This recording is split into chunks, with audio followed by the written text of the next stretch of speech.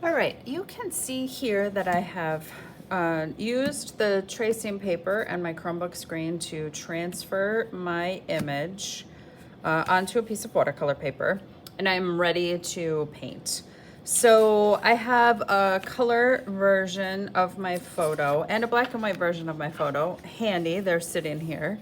If I were working off an image on the Chromebook screen, I would have the Chromebook sitting in front of me and the image up on the screen so that I could look at it the entire time I'm painting. All right, I don't want that to disappear.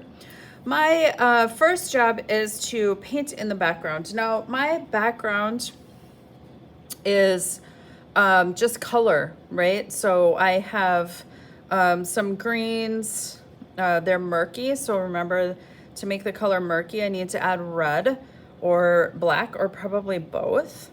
And I'm going to paint using that color. So I'm going to use like a wet into wet color mixing philosophy. See, I didn't get the backside of his little leg when I transferred. So I have my paintbrush, I have my water and my paints. I'm ready to go. Even if your background has objects, you're going to start in the background. Not only are you going to start in the background, but you're going to start thinking from big to small as you paint. So I have another image here, another photograph, another project, and I have done the transfer, you can see. And this guy has a bit of a landscape behind him. And I have painted in that landscape painting first. I think I probably need to paint like one more time on the landscape, and I'm probably gonna go right over the top of his horns. Just because the horns are so dark, I'm gonna have to paint over them with a really dark paint anyway.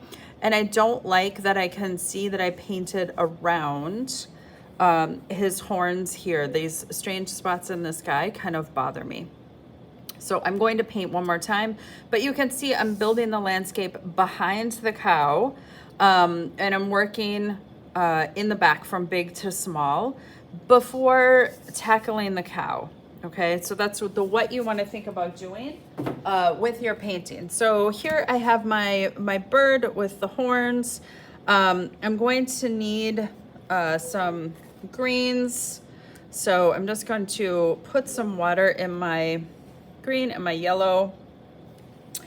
And I'm actually just going to start painting in the background using some of this kind of color. And I can start with just some water, so you can see, because I have just a lot of moshy color in the background, I can simplify this by doing something we call wet into wet color mixing. So you can see I'm just using a little bit of yellow right now. There's some golden tones here in the background, and I can add those into my painting as I go.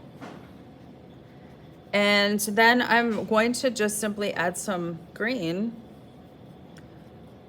that I am mixing with a little bit of red. Remember, we want to dull that green down.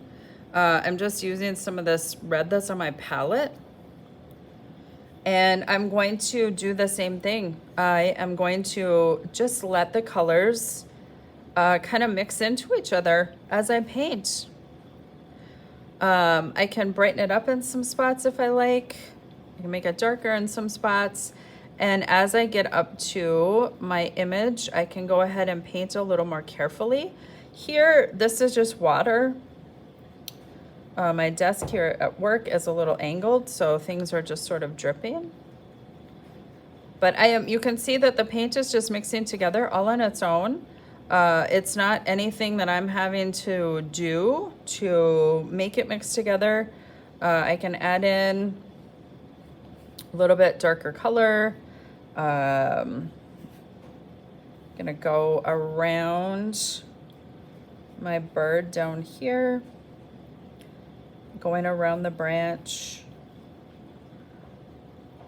So I'm working my way around my painting, adding color, thinking about background shapes.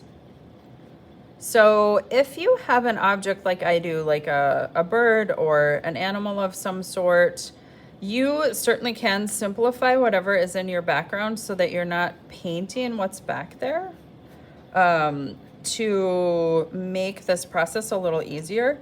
If I'm doing, you know, the cow example that I just showed you, that's a little bit more, there's a landscape back there, so I was painting that specific landscape.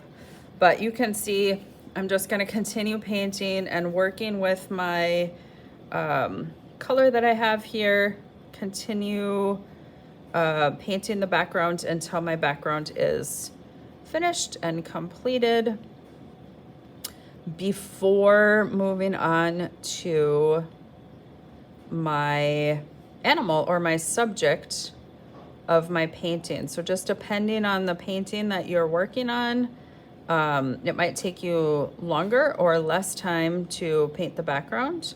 You can see, remembering that wherever I put the water is where the paint will go. So if I don't want paint on my subject, just gonna not put water on my subject and go around. As you can see, working on going around these horns with this murky color so that I have some color around that like tricky spot of my painting.